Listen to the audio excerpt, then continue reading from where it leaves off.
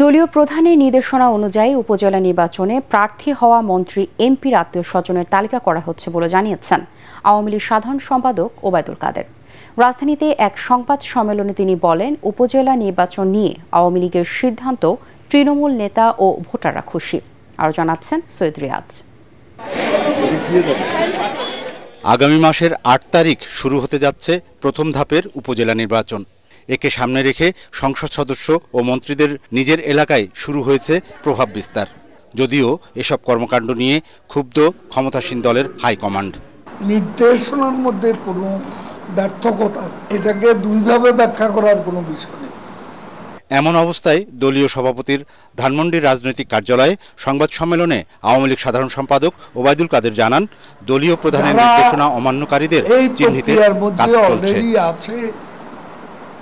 তাদের তালিকা তৈরি করার নির্দেশনা দেওয়া হয়েছে এবং অ্যাকর্ডিংলি তালিকা প্রস্তুত হচ্ছে। উপজেলা নির্বাচন নিয়ে দলীয় সিদ্ধান্তে তৃণমূল সন্তুষ্ট বলেও জানান ওবায়দুল কাদের। স্থানীয় সরকারের এই নির্বাচন চলাকালে উপজেলা ও ইউনিয়ন পর্যায়ে কোনো দলীয় সম্মেলন হবে না বলেও জানান তিনি।